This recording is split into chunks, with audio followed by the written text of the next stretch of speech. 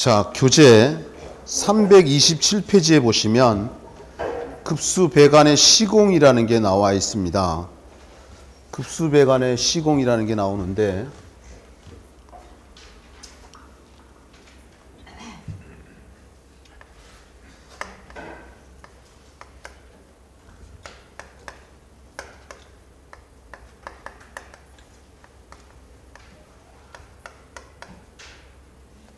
자, 거기에 보면 1번에 보면 배관의 구배라는 게 나와 있어요. 물매, 경사 이렇게 돼 있는데 결론부터 얘기하면 모든 배관은요 이렇게 수평으로 돼 있지 않다는 겁니다. 만약에 수평으로 돼 있으면 물이 됐던 공기가 됐던 가스가 됐던 지나갈 때 이게 정체 현상이 생긴다는 거예요. 그래서 적당한 기울기를 둔다는 거예요. 여러분 집에 가보면 욕실에 보면 어떻게 바닥에 배수구처럼 물이 경사가 져 있잖아요. 그럼 예를 들어서 진행 방향이 이거 여기입니다. 그러면 진행 방향에서 아래쪽으로 이렇게 구배가 이렇게 졌다. 그럼 이런 건 선, 이게 수평선이에요. 선, 하향, 구배 이런 표현을 써요. 선, 하향, 구배. 또는 이런 표현도 씁니다. 앞, 내림, 구배 이런 표현도 써요. 만약에 진행 방향에서 위로 갔다 이렇게 그럼 이건 당연히 뭐라고 할까요? 선상향 배관, 앞, 올림, 구배 이렇게 쓰겠죠. 안 써도 되는 거죠. 이제 교재로 들어가서 그 가로 1번 지문을 보려고 합니다. 급수 배관의 기울기는 관내의 공기 정체 및 배수를 고려한다. 필요한 기울기를 줄 수 없는 곳에서는 역구배가 되어서는 안 되며 적어도 수평을 유지하도록 한다. 그 뒤에 문장이 중요한 게 아니라 앞에 있는 문장이 중요한 겁니다. 급수배관의 기울기는 관내의 공기 정체 및 배수를 고려해서 결정해야 된다는 거고, 이제 그 아래 이제 가로 2번에 보면 급수관의 배관급에서 하향 배관법의 수평 주관, 선하향 구배, 고가수직 급수배관의 하향 배관의 횡주관, 그 다음에 동그라미 각 층의 수평지관, 선상향. 좀 말을 어렵게 써놨는데 여기다가 좀 표현을 해볼게요.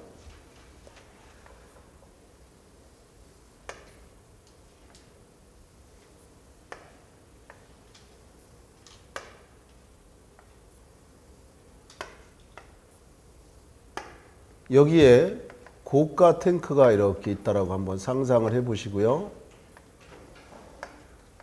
고가 탱크 받쳐두는 다리도 있겠죠. 그리고 물이 고가 탱크 이렇게 차 있을 겁니다. 그러면 이 고가 탱크에서 물을 갖다가 구멍을 내서 층에다가 보내주겠죠. 이쪽도 마찬가지겠죠. 이쪽도 이렇게요. 물을 보내주는데 여기를 보세요. 여기선 이렇게 내려오는 형이잖아요. 그죠? 진행 방향에서 아래쪽으로 가잖아요. 그러면 선하향 구배, 앞내림 구배라고 한다는 거야. 근데 이제 여기 각 층의 건물에 들어왔어요.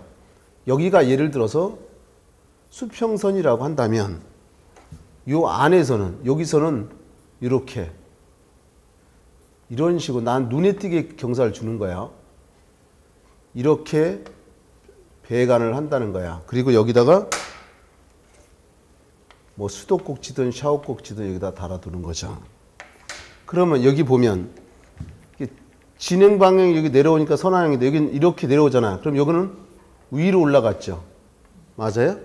이거는 선상향, 이거는 선상향 배관이 된다는 거야.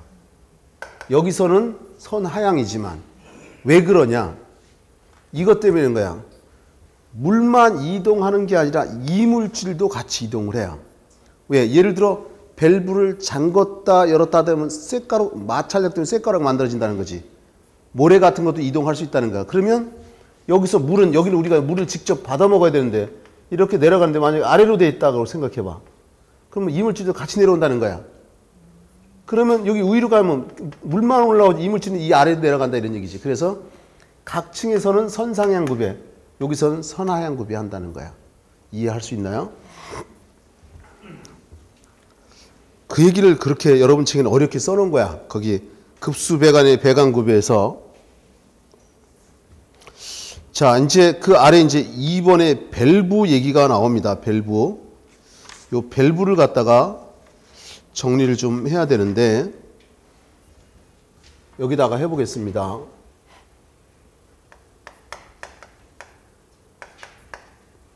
밸브 하면 언급이 됐지만 이렇게 배관이 있습니다. 이 속에 물이 됐든지 간에 공기가 됐던 간에 가스가 됐던 간에 증기가 됐던 간에 유류가 됐던 간에 지나갈 때 여기다 밸브라는 걸 설치해서 요만큼 잠궈 버리면 요만큼의 물만 지나가겠죠. 또 잠그면 또 요만큼만, 완전히 잠궈 버리면 못 지나가겠죠. 다시 말해 밸브는 조금 지나가게 하거나 많이 지나가게 하거나 차단하는 역할을 하는 게 밸브라는 거야. 이제 그 교재에 보면 가로 1번에 공기 빼기 밸브라는 게 나와 있어요. 이제 여기를 먼저 보세요. 지금 우리가 하고자 하는 게 공기 빼기 밸브라는 건데, 이건 의미가 이런 겁니다. 배관을 이렇게 설치하다 보면 어쩔 수 없이 배관이 이렇게 올라가는 지역도 생길 거다 이런 얘기예요. 배관을 하다 보면. 그럼 예를 들어서 이렇게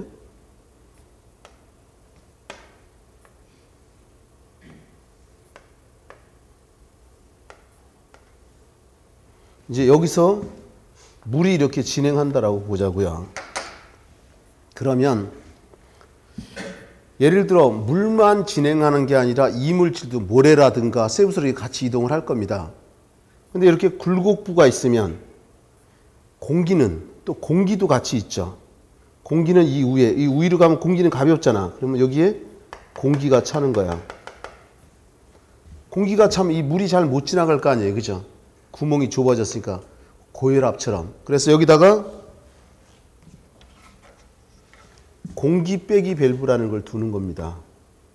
그래서 여기로 공기를 싹 빼버리면 이게 넓어지니까 또 물이 잘 지나가겠죠. 그럼 이 공기 빼기 밸브라는 건 결과적으로 이 공기가 가벼우니까 위로 뜬 거잖아요. 이 굴곡 배관 위에다가 설치하게 돼 있다는 거야. 또는 이거 말고도 나중에 여러분들이 난방 설비를 배울 건데 여기다 넣어보면 이게 복기관이라는 거예요. 이거는 증기주관이라고 한번 보시면, 내가 이런 얘기해서 설비 처음부터 끝날 때까지 공통사항이 만약에 차가운 게 왔다 갔다 한다 그러면 뜨거운 감보다 관해지름이 한 치수 작은 걸 쓴다. 만약 뜨거운 게 왔다 갔다 하면 차가운 것보다 관해지름이 한 치수 큰 걸 쓴다. 왜? 뜨거우면 늘어나니까. 이제 여기에 방열기, 이 방열기를 영어로 라디에이터라고 하는 거죠. 창 밑에 이렇게 방열기가 있어요. 근데 이 방열기 요 하나하나를 갖다가 우리가 섹션수, 이 섹션수를 다른 말로 절수 또는 쪽수 이런 표현을 써요. 옛날에 보면 미팅 나가면 야 우리 쪽수 5대5로 미팅하자 뭐 이런 얘기 하잖아요. 미팅들을 안 해봤어요?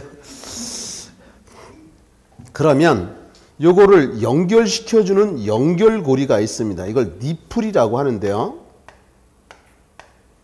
이 뜨거운 증기가 바로 일로 들어오면 이게 연결부위가 뜨거우면 늘어나고 추우면 수축합니다. 늘어났다 줄었다 하면 이음새가 풀리면 누수나 노출이 돼요. 그래서 여기다가 엘보를 2개 이상 써서 연결한 수위불 이음이라는 걸 합니다. 수위불 이음이라는 거 한다. 그런데 이제 내가 얘기하고자 하는 초점은 일단 공기 빼기 밸브하고 연관되는 거니까 요 방열기 입구에 보면 방열기 밸브라는 게 있어요. 이 방열기 밸브는 증기난방에선 증기의 양을 조절하고 온수난방에선 온수의 양을 조절하는 거야. 예를 들어 실내가 춥다 그러면 이 방열 밸브를 다 열어버리면 증기가 많이 들어와서 금방 뜨거워지겠죠. 덥다 그러면 잠궈버리면 될 거고요. 그래서 증기나 온수의 양을 조절한다는 얘기는 증기난방에도 이게 있고 온수난방에도 방열 밸브가 있다는 겁니다. 이 출구에 보면 방열기 트랩이라는 게 있어요. 이 방열기 트랩은 완전한 응축수를 되돌려 주는 역할을 해요. 자, 이 응축수라는 건 차가운 물입니다. 여러분들 김치찌개 같은 거 해놓고 뚜껑 열어놓으면 한참 후에 보면 뚜껑에 물방울 생기잖아요. 증기가 자기가 가지고 있는 열에너지 방출하고 식으면 차가운 물로 바뀝니다. 그 응축수라고 한다는 거지. 이 응축수를 요 복기관을 요게 요 파란 게 복기관인데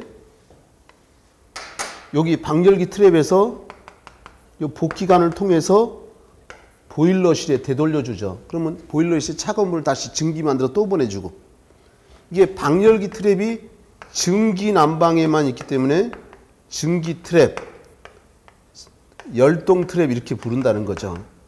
이거 말고도 이 방열기 트랩의 종류가 또 있어요. 버켓 트랩, 플로트 트랩, 바이메탈 트랩, 벨로우즈 트랩 등등등.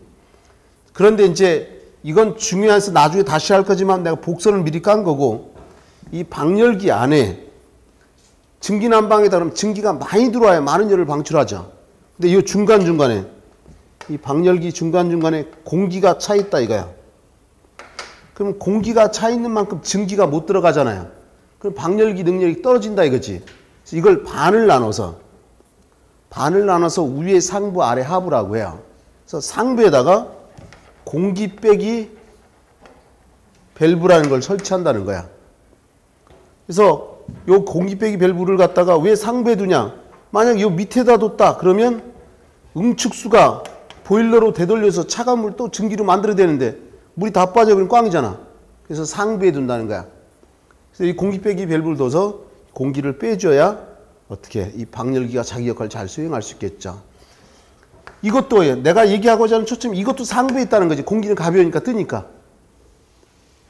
이런 거 이제 이런 내용을 알고 이제 교재로 들어가서 공기 빼기 밸브요. 목적을, 설치 목적을 보려고 합니다. 관에 공기가 있으면 물을 사용할 때 소리가 나고 급수에도 지장이 있으므로 굴곡배관이 되어 공기가 정치되는 부분에 설치하여 공기를 제거하여 이로 인해 물의 흐름을 원활하게 한다. 장소는 굴곡배관 상단부, 방열기 상단부 여기 나오네요. 급탕리 난방용 배관, 온수배관 상부. 어쨌든 굴곡부가 있으면 가벼운 공기가 차니까 그걸 빼낼 수 있는 걸 공기 빼기 밸브라고 한다는 거죠. 이제 다음 페이지 넘겨보세요. 지수 밸브라는 게 나옵니다. 지수 밸브요.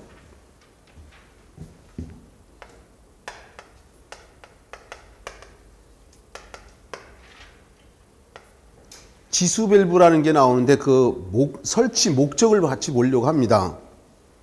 설치 목적에 보면 국부적 단수로 어느 한 부분이 이런 얘기죠. 어느 한 부분이 단수로 급수계통의 수량 및 수압을 조정을 위해서 배관 계통을 수리하려고 이제 여기 좀 볼래요? 이 그림을 보는 게 여러분들 이해하기 빨라요. 관이 이렇게 가다가요. 도로를 떠올려도 됩니다. 도로 이렇게 두 갈래로 갈라지는 거야. 길이 하나에도 가다가 두 개로 갈라지면 이걸 갖다 분기점이라고 합니다. 그럼 지수 밸브라는 건 예를 들어서 뭐가 고장이 났다. 그럼 여기 잠궈버리면 여기는 고장 났는데 여기는 안 났는데도 못 쓴다 이런 얘기야. 그래서 이런 분기점에다, 이 분기점에다가 여기다가 밸브를 설치하는 거예요. 이렇게 딱 막아버리면 여기만 다시 고치고 여기는 그냥 쓰는데 이상 없다는 거지. 또 여기도 또 설치해서 여기 문제가 있으면 여기만 잠궈버리고 이건 안 잠그면 되잖아요. 이런 분기점에 설치하는 거야. 왜? 그래서 수압이라든가 유량 이런 걸 조절해 주는 역할을 하는 거야. 초점은 이 지수 밸브라는 건 분기점에 있다는 거야. 분기점에. 이게 키워드야. 그래서 그 아래 보면 설치 장소가 수평 주관에서의 각 수직 간의 분기점, 각층 수평 주관의 분기점, 급수 간의 분기점, 집단기구 분기점, 위생기구 개별로 고치. 이걸 다 외우려면 머리 터진다. 그냥 머릿속에 분기점에 설치한다는 개념을 알고 있으면 돼요. 이제 그 아래 사용 밸브가 나오는데 거기 보게 되면 슬루스 밸브 그리고 는에서 영어로 게이트 밸브라고 나와 있나요? 그리고 글로우 밸브 이런 걸 쓴다는 건데 우리가 앞에서 슬루스 밸브, 게이트 밸브하고 글로우 밸브 설명했죠. 설마 안 했다라고 하진 않겠죠. 결석한 사람은 뭐 본인이 알아서. 자, 그러면 내가 이런 얘기했어요. 슬루스 밸브와 게이트 밸브인데 꼭 알아야 될 내용이 유치에 대한 마찰장이 가장 작다. 그래서 안 쓰는 데가 거의 없다. 그럼 이거에 동생뻘인 글로우 밸브가 있는데 이건 스톱 밸브, 구형 밸브 이렇게 얘기하는데 반대로 유치에 대한 마찰장이 가장 크다 이런 얘기 했었어요. 이제 그 아래 유니온 및 플랜지 이런 얘기가 나옵니다. 이제 이것도 앞에서 언급했던 내용인데 여기에다가 한번 표현을 해본다면요.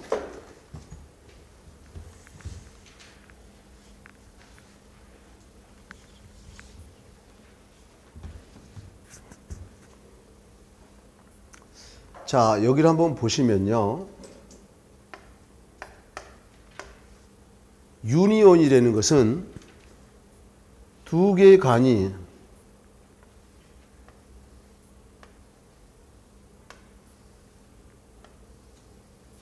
이 두 개의 간이 맞부닥쳐 있다. 그러면 이 겉에를 갖다가 이렇게 연결시켜주는 관을 우리가 유니온이라고 한다 그랬어요. 그것도 일직선상으로 연결하는 거죠. 일직선상으로. 이걸 유니온이라고 하는데 이 유니온의 도시기호는 이렇게 선이 3개가 있다 이런 얘기 했었죠. 기억납니까? 이런 거 안 했어요?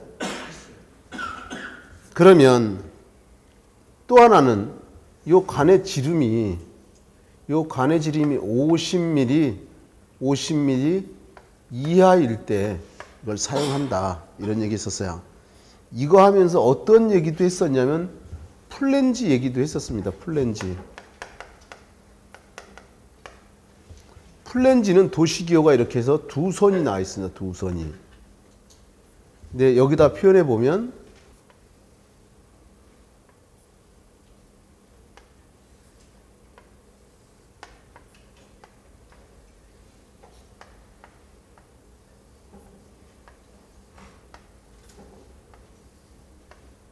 여기에 이렇게 잡아매는 겁니다. 그러면 여기를 갖다가 이렇게 잘라서 쳐다본 모습이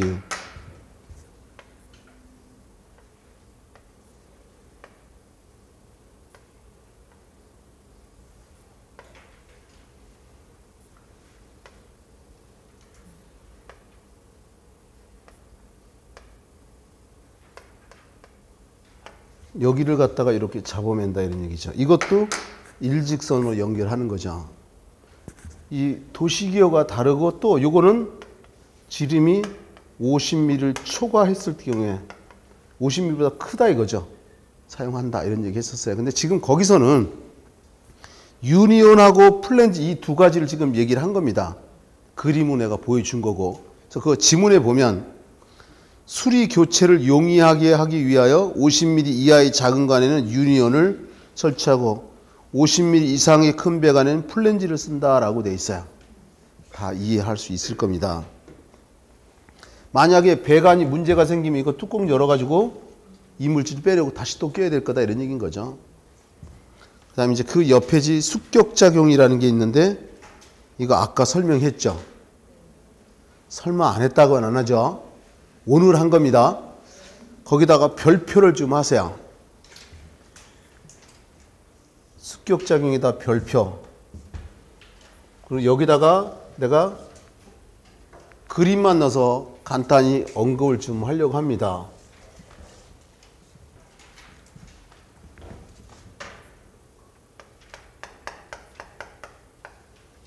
습격 작용이라는 게 워러 해머링, 물이 때린다라고 한다 그랬는데 습격 작용이 일어나는 원인이 있고 방지법이 있는데 둘 다 시험에 많이 나온다. 이거 둘 다. 물론 방지법이 더 많이 나왔지만 내가 이런 얘기했어요. 밸브나 기타 수전율을 급격히 열거나 닫으면 물이 일시적으로 정지함으로 발생된다. 배관이 이렇게 있는데 여기서 이렇게 흘러갈 때 밸브를 설치해서 딱 막아버리면 물이 일정한 속도로 흘러가다 멈추겠죠. 멈추면서 이 물이 이 밸브나 배관을 때려가지고 그르륵 이런 소리 나는 게 습격작용이다. 그러면 이걸 분석해 보면 이 물이 흐르는 관 안에 밸브를 막아서 차단해서 가지고 이 밸브 안에 압력이 높아졌다는 거야. 그래서 이 앞에다가 이 밸브 앞에다가 공기실이라는 걸 둬서 여기로 공기를 싹 빼주면 압력이 낮아지니까 습격작용이 잘 발생 안 된다 이런 얘기인 거야. 그래서 제일 좋은 방법이 공기실을 둔다 이런 얘기 했었어요. 공기실. 이걸 영어로 에어 챔버라고 하는 건데 공기실 둔다. 두 번째 유속이 작게 해라. 물의 속도가 빠르면 빠를수록 막았을 때 압력은 더 커지니까요. 그 다음에 관경을 굵게 해라. 이 관의 지름을 크게 하면 물의 속도가 당연히 떨어지겠죠. 그 다음에 굴곡부를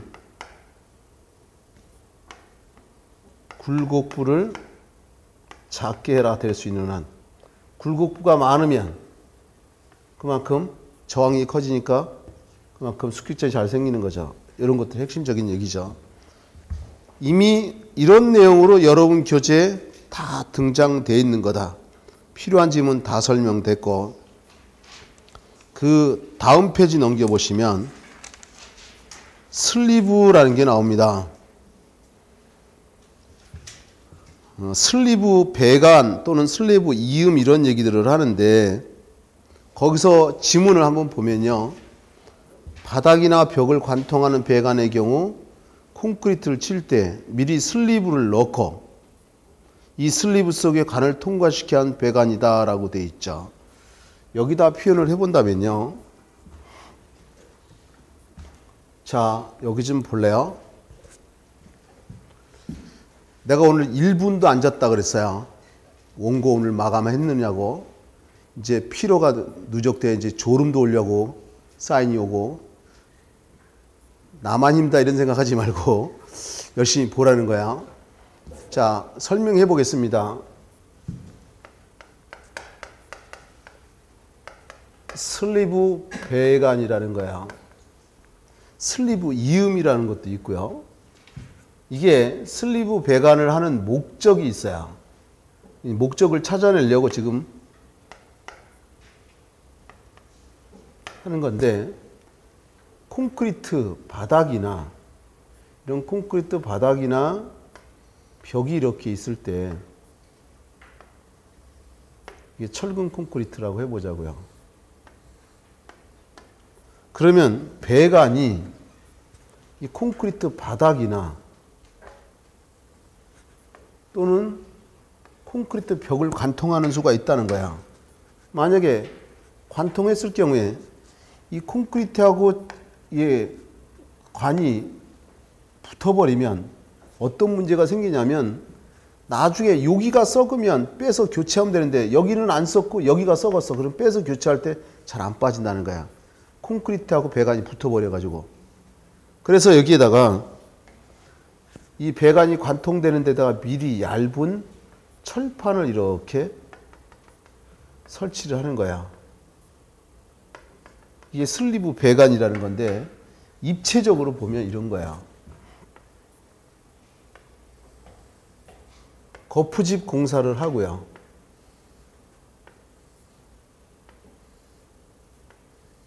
이 안에다가 철근을 배근을 합니다. 철근을 이렇게 배근한 다음에 이 슬리브 배관할 자리에다가 슬리브를 설치를 하는 거야. 그리고 나서 콘크리트를 타설을 해요. 콘크리트 타설하면 수화작용을 거쳐서 음결 경화되잖아요. 재령 며칠 28일. 다 굳으면 맨 나중에 여기다가 배관을 갖다 이렇게 낀다는 거야. 이렇게 배관을 끼게 되면 이 배관하고 콘크리트가 분리된다 이런 얘기죠. 슬리브 배관이라는 거다. 이거는 관의 교체나 수리가 용이해진다. 배관을 교체할 때나 수리할 때 용이하다. 그 다음에 이게 쇠로 돼 있으니까 어느 정도 늘어나고 줄어들고 잘 할 수 있어요. 신축 용이해. 그래서 신축이 용이하다. 잘 늘어나고 잘 줄어든다 이런 얘기죠. 이게 슬리브 배관이다.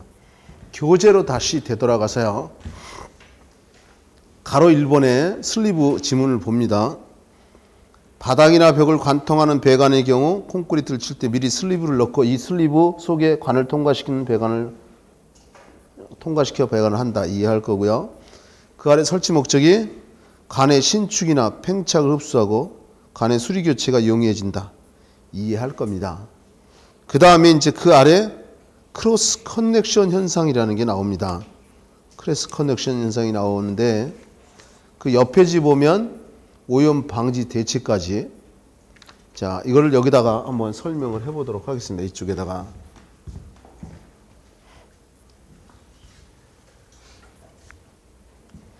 자, 여기 좀 한번 보세요. 이게 세정 밸브에 관한 건데요.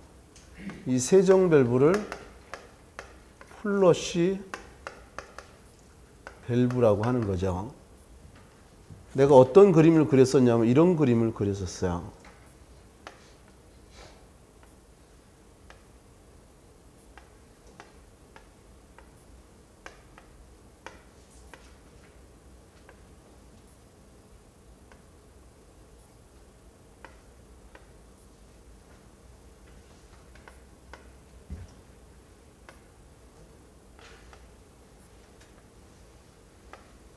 여기에 변기입니다. 요 사람이 이제 여기에 이렇게 앉아 있는 거죠. 그리고 요거는 급수관이에요. 급수관. 그리고 여기에 보면 세정 밸브가 이렇게 있어요. 이 세정 밸브가 스테인리스 스틸로 되어 있어요. 그래서 우리가 소변이나 대변을 보면 요걸 딱 발로 누르면요. 물이 이 급수관에서 나와가지고 이 변기를 딱 꺼내요. 근데 물이 일정량이 나오면 자동으로 또 잠겨져요. 근데 여기 내용이, 세정 밸브의 내용이 이런 거죠. 밸브를 한번 누르면 일정량의 물이 나온 후에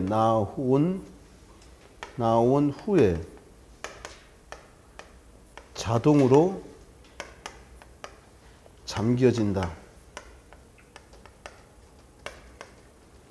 밸브를 한번 누르면 일정량의 물이 나온 다음에 자동으로 잠겨진다. 또 특징이요. 이거 같은 경우에 최소 압력이 아까 칠판에 적었어요. 0.07 메가파스칼 이상이다. 이걸 쓰려면 압력이 최소한 이 정도는 돼야 쓸 수 있다 이런 얘기죠. 그 다음에 세 번째 내용은요. 급수관과 연결되어 있어요. 연결되어 있다. 이게 지금 급수관인데요. 급수관으로 연결되어 있고 이 급수관의 지름이 25mm 이상 이런 규정이 있다. 이 소리는 가정집은 15mm 급수관을 씁니다. 그러니까 가정집엔 쓸 수 없다는 거야. 그래서 어디 쓰냐? 학교, 호텔, 병원, 뭐 이런 등등등에 쓴다. 그 다음에 마지막으로 중요한 내용 여기 한번 보시면요. 단수시에 끊을 딴자입니다. 물이 끊어졌을 때 화장실 일 보는데 단수가 됐다. 그러면 오수의 양이 많으면 이게 넘쳐가지고 이렇게 급수관을 빨려 들어가 버리면 이게 급수관인데 우리가 똥물을 먹게 생겼다 이거죠. 이걸 방지하기 위해서 여기다가 진공 방지기라는 걸 이렇게 설치하죠. 그럼 이 밸브를 딱 누르면 물이 나오면서 이걸 위로 올려보내고 닦아준다 이런 얘기야. 그리고 평상시에는 공기가 이렇게 들어와서 이걸 꽉 눌러줘서 오수가 역류하더라도 이렇게 들어올 수 없어요. 이걸 갖다 우리가 크로스 커넥션 현상이라고 부르는 거죠. 크로스가 지나치다 가로지다 그러니까. 그래서 이 크로스 커넥션을 방지하기 위해서 우리가 진공 방지기라는 걸 설치하면 여기다 설치하는 거죠. 뭐. 이 진공 방지기를 영어로 버큐um 브레이커라고 하는 거고요. 이걸 또 다른 말로 하면 역류 흐르는 걸 방지한다 해서 영어로 백사이펀 브레이커라고 하는 거죠. 역류 방지기 이런 표현을 씁니다. 그러면 이제 330페이지 맨 아래 크로스 커넥션 지문에 보면요. 급수 배관이나 기구 구조의 불량의 결과 급수관 내 오수가 역류해서 음료수를 오염시키는 상태. 이게 크로스 커넥션이죠. 이걸 방지하기 위해서 그 옆에 지가 보면 동그라미 이번에 진공 방지기 버큐um볼에 설치한다는 거죠. 그 다음에 그 아래 보면 관해 보호라는 게 나옵니다. 관해 보호 얘기가 나오는데 방동은 어는 걸 방지한다는 거고 방로는 결로를 방지한다는 거고요. 이해할 수 있죠? 다 온도차 때문에 생기는 건데 그 지문 중에 보면 방로에 보면 피복 두께는 25mm로 한다라고 돼 있죠. 참고로 보는 정도. 나머지 뭐 그렇게 중요한 내용이 아니고 맨 아래 수압시험이라는 게 나옵니다. 수압시험. 수압시험이라는 건 말 그대로 물의 압력을 이용해서 시험을 하는 건데 다음 페이지 한번 넘겨보실래요? 다음 페이지 넘겨보면 검사 시기 및 방법이라는 게 있는데요. 거기 보면 배관 시공 후 피복하기 전에, 그 다음에 지하 매입 배설관은 매설하기 전에 배관의 개구부 말달을 막고 실시하고 공공수도식인 경우 1.75메가파스칼, 탱크 및 급수 탱크는 1.0 메가파스칼 이런 거죠. 1.05. 그러면 아까 내가 여기에 수도 직결 방식 얘기했을 때 그 수도 본관의 압력이 어떻게 있었냐면 1.75 메가파스칼 이런 얘기 했었죠. 높이로 따지면 175m. 그거 그대로 써 있는 거다 이런 얘기야. 이제 그 아래 급수 배관 설계 시 주의사항이라는 게 나오는데요. 확인할 겁니다. 1번서부터. 그 중에 하나 문장을 바꿔서 답이 되는 거니까. 1번에 배관의 구별은 적절히 잡아 물이 정체하지 않도록 직선 배관한다. 당연하겠죠. 이게 원칙인 거죠. 그 다음에 금속으로 인해 공기가 모이는 부분에 공기 빼기 밸브를 물이 고이는 부분에는 배수 밸브를 설치한다. 당연한 얘기인 겁니다. 습격작용이 발생되지 않도록 해야 되고, 그 다음에 그 아래 보면요. 그 아래 4번도 좀 보려고 합니다. 음료용 급수관과 기타 배관을 교차해서는 안 된다. 당연하죠. 오염되니까. 그 다음에 벽, 바닥 등을 관통하는 곳은 슬리브 배관한다. 이거 얘기하는 거죠. 슬리브 배관. 이거요. 그죠? 그 다음에 6번에 부식이 잘 되는 곳은 방식 피복을 해라. 당연한 거고요. 그 다음에 7번 지문에 초고층 건물은 과대 수압이 발생하지 않도록 조닉을 한다. 당연한 거죠. 대부분이 뭐 그렇게 필요한 내용들은 아닌 거고요. 이제 문제 풀어보시면 되고, 그 다음 장이야. 3장 급탕설비 얘기가 나옵니다. 내가 여기 칠판에다가 틀만 잡아놓고 쉬었다가 다시 하려고 합니다.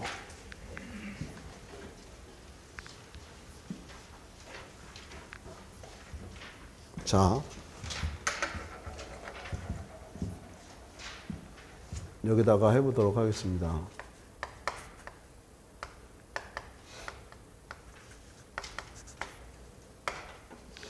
급탕설비라는 게 있는데요. 정확하게 말하면 급탕설비 방식인 거죠. 방식. 크게 개별식 급탕법이 있고 중앙식 급탕법, 이렇게 두 가지로 크게는 나눕니다. 굳이 하나를 더 나눈다면 태양열 이용법이라는 게 있어요. 태양열을 이용해서 난방도 하고 냉방도 하고 이런 거야. 이제 개별식에 보면 즉시 탕비기라는 게 있죠. 이 즉시 탕비기를 우리가 순간적으로 된다 그래서 순간, 온수기 이런 표현을 쓰죠. 그 다음에 저탕형 탕비기라는 게 있고요. 그 다음에 기수 혼합식.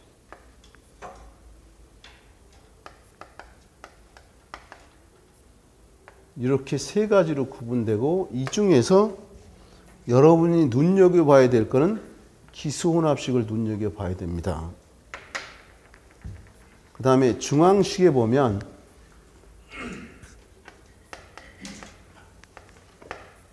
직접이 있고 직접 난방이 있고 간접 난방이 있어요.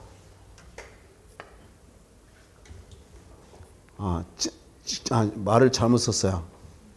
직접 가열식이야. 직접 가열식하고 간접 가열식이 있습니다. 자, 보십시오. 내가 틀만 잡고 좀 이따 쉬었다가 다시 한다 그랬어요. 미리 결론 드려보면 요 개별식하고 중앙식이 특징이 서로 반대야. 그리고 요거 직접 가열식하고 간접 가열식도 특징이 서로 반대야. 이 노란색으로 했으니까 이게 더 중요하다는 거야. 제일 많이 나왔고. 그 다음에 개별식에서 기수혼합식이 좀 눈여겨받을 거고요. 이렇게 들 수가 있는데, 일단 여기 즉시 탕비기 순간 온수기라는 건요,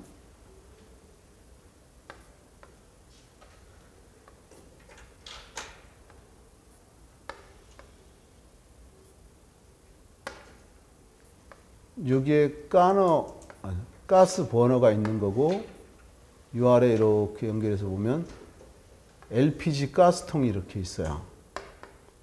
회색 페인트에다가 빨간 글씨로 LPG 이렇게 써 있죠. 이게 액화 석유가스라는 거죠. 그러면 여기서 차가운 물을 갖다가 급수를 합니다. 급수를 한다. 그러면 이 가스버너에서 이 LP 가스를 이용해서 불꽃을 터뜨리죠. 그러면 차가웠던 물이 여기 가스 보일러를 통과하면서 순간적으로 뜨거운 물이 만들어져. 이걸 급탕이라고 한다는 거지. 즉시 뜨거운 물을 만들 수 있기 때문에 즉시 탕비기고, 순간적으로 된다 해서 순간 온수기라고 합니다. 이제 저탕형 탕비기는 뭐 그렇게 중요치 않은데 모아놨다가 한꺼번에 보내주는 거고, 이제 기수혼합식, 이 기수원압식은 열 효율이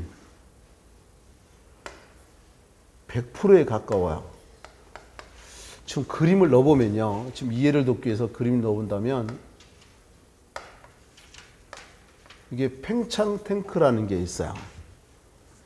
또는 중력 탱크라는 거죠. 그리고 여기 이제 보일러가 이렇게 있습니다. 그럼 보일러에서 뜨거운 물을 만드는 게 아니고 이 보일러에서 증기 또는 열탕은 뜨거운 물입니다. 이런 걸 만들어 가지고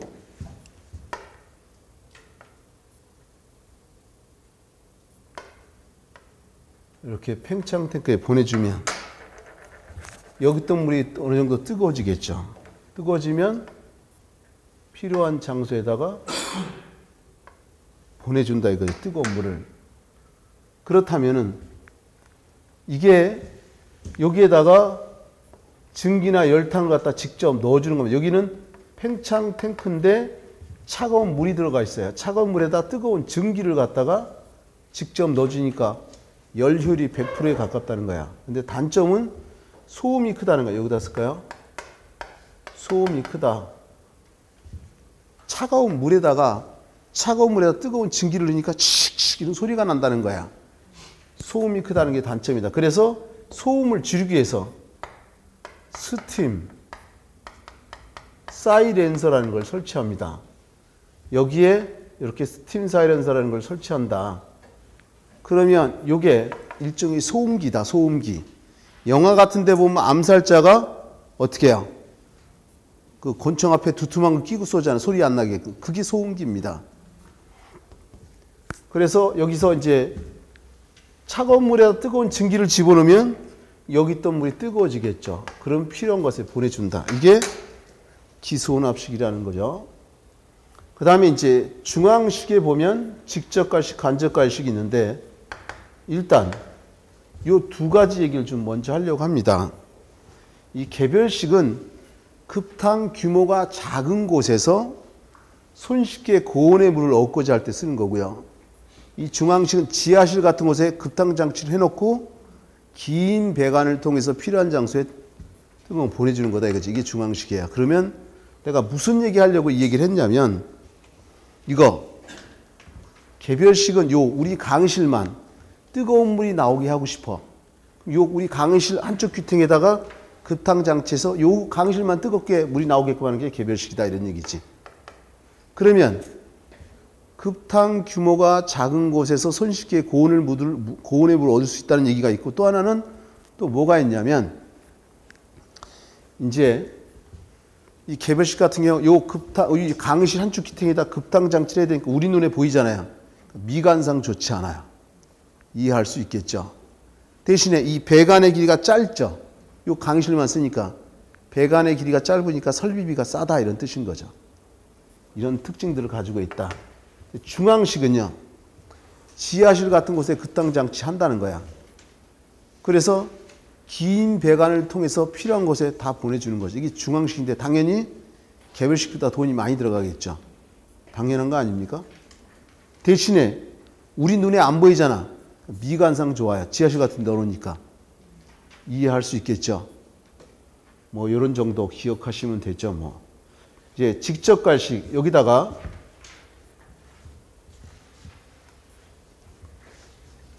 쓸게요. 스팀 사이렌서 이 소음기고 직접갈식을 여기다 그려보려고 합니다.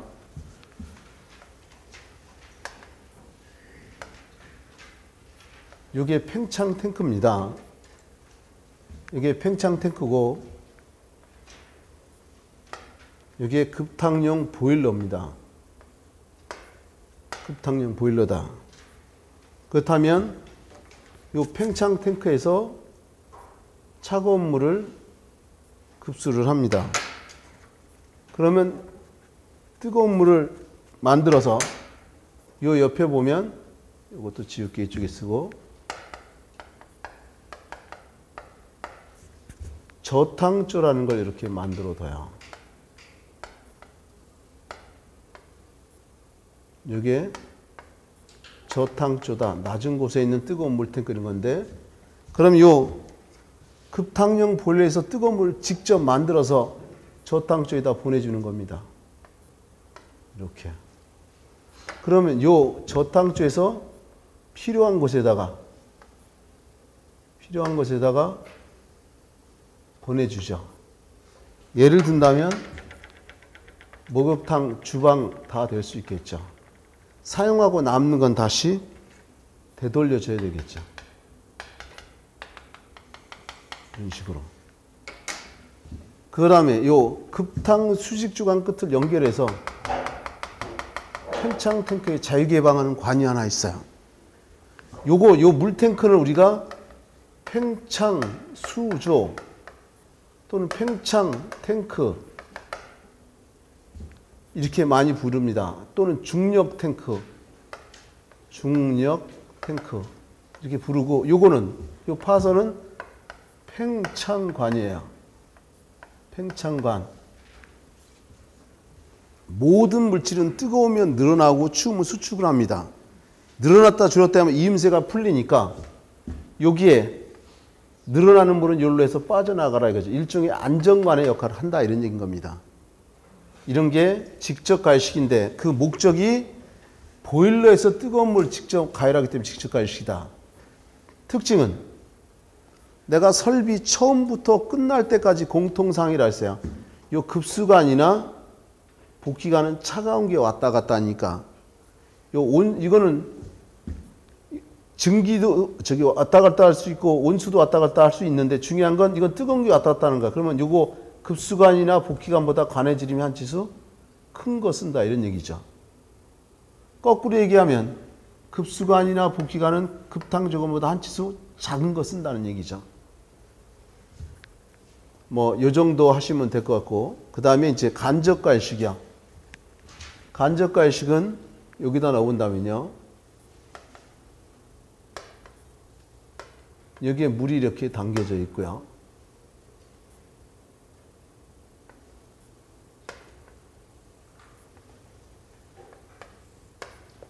요 저탕조에다가 물을 채웁니다.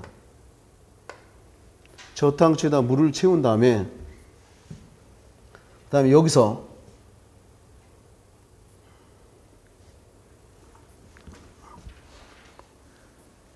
눈이 침침하네 이제. 자, 여기 옆에 보면 급탕용 보일러가 있어요. 그러면 여기다가 차가운 물을 급수하면요, 이 급탕용 보일러에서 뜨거운 증기나 열탕을 만듭니다.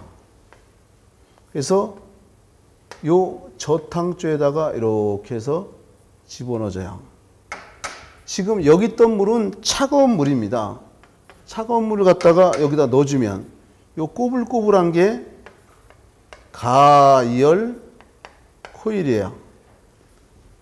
가열 코일, 관으로 되어 있는데 안에는 뜨거운 게 왔다 갔다야. 겉에 이제 차가운 물이 있죠. 그럼 여기 차가워졌던, 이 차가웠던 물이 이 가열 코일로 인해서 여기가 어떻게 따뜻해진다 이런 얘기지. 따뜻해지면 필요한 장소에다가 보내준다 이런 얘기죠. 이게 급탕 설비니까 급탕 수직주관, 급탕 수평주관 합쳐서 급탕주관이라고 하는 거죠. 이 급탕 수직주관 끝을 연결해서 팽창 탱크의 자유개방하는 이 관이 있는데 이 관의 이름이 어떻게 팽창관이라는 거죠. 그럼 여기 목욕탕, 주방 이런 데 보내준다 이런 얘기죠. 사용료가 남는 거 되돌려 줄 수 있고요. 결론적으로 얘기하면 이 간접가열식은 보일러에서 뜨거운 물을 가열한 게 아니라 저탕조에서 가열 코일이라는 걸 통해서 간접적으로 가열했다 이런 뜻인 거야. 그래서 이런 특징을 적을 수 있어요. 직접 가열식은요, 첫째 스케일 많이 낀다. 보일러에서 직접 가열하잖아, 뜨거운 물. 그러니까 스케일이 많이 낄 수밖에 없겠죠. 그 다음에 이거 같은 경우에 건물의 높이가 높으면 고압 보일러가 필요하다. 건물의 높이가 높으면 고압 보일러를 써야만이 올라오낼 수 있다는 거죠. 그 다음에 세 번째 내용은요. 어떤 내용이냐면 가열 코일이 필요치 않다. 가열 코일이 필요치 않다. 이 저탕조에는 가열 코일이라는 게 있는데 여기는 없죠. 이런 특징이 있어요. 그럼 이제 간접 갈식은 이게 바뀌는 거죠. 반대라고 했으니까 스케일이 작게 낀다. 두 번째, 건물의 높이가 높으면 고압 보일러가 필요하지만 이거는 건물의 높이가 높아도 고압 보일러가 필요치 않다. 이 소리는 건물이 높아도 저압 보일러로도 충분히 가능하다 이런 얘기인 거죠. 그 다음에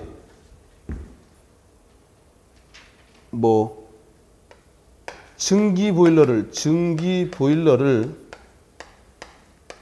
갖는 건물에서는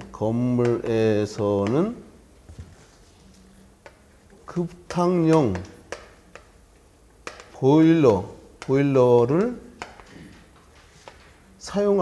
그대로 사용할 수 있다. 이게 좀 어려운데 우리 집이 뜨거운 물을 만드는 급탕용 보일러를 따로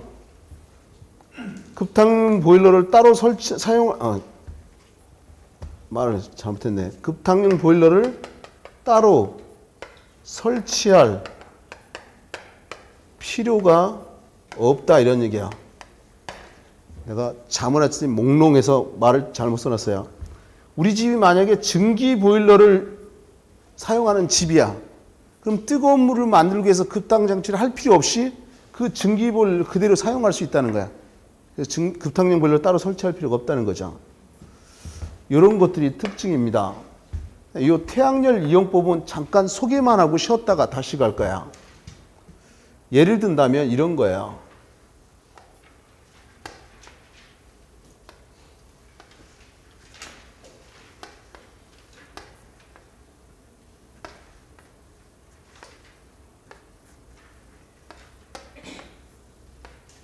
자, 이게 태양열 주택이라고 한다면 태양열이 떠서 내리쬐겠죠. 그러면 이 태양열 에너지를 최대한 흡수할 수 있어야 되겠죠.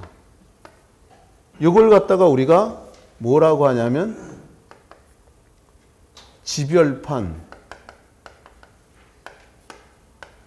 열을 모으는 판이다 이런 얘기죠. 근데 이게 만약에 피복을 하지 않으면 태양열이 왔다가 그대로 도망가 버려요. 여기다 피복을 해야 된다 이거죠. 그래서 유리들이 약간 어두운 색계통을 나타냅니다. 참고로 얘기하면 이 지별판은 평판형, 진공형 이런 것들이 있는데 가장 많이 쓰는 게 평판형이라는 걸 쓰는데 이 평판형은 여기가 지구가 있다. 그러면 적도가 이렇게 있겠죠. 그리고 우리나라가 36.5도 정도 있죠. 그러면 여기 지구가 평평하다고 봤을 때 태양이 내리쬐면 이 각도가 직각으로 내리쬐는 거야. 이럴 때 가장 많은 열 에너지를 흡수할 수 있습니다. 그래서 보통 그 지방의 위도의 직각인 평판형이라는 지별판을 많이 씁니다. 그 다음에 여기에 보면 태양이 안 뜨는 날은 없지만 비가 몇 날 며칠 계속 왔다. 그러면 모아놓은 에너지를 다 써버리면 떨고 있겠죠. 그래서 열 에너지를 모아두는 추결조라는 게 있다는 거죠. 그리고 여러 실들이 있겠죠. 각 실로 어떻게 해요? 열 에너지를 보내줘야 되겠죠. 이걸 갖다 배열조, 배열기 이렇게 부르는 거죠. 근데 몇 날 며칠이 계속 비가 왔어. 그러면 이 추결조에 있는 에너지 다 썼다. 그럼 그때를 대비해서 보조 에너지도 있습니다. 보조 에너지. 그래서 자체내로 모든 걸 감당할 수 있는 난방도 하고 급탕도 할 수 있는 거. 이런 게 태양열 이용법이라는 거 하는 거. 태양열 이용법이라고 하는 거죠. 조금 쉬었다가 다시 하도록 하겠습니다.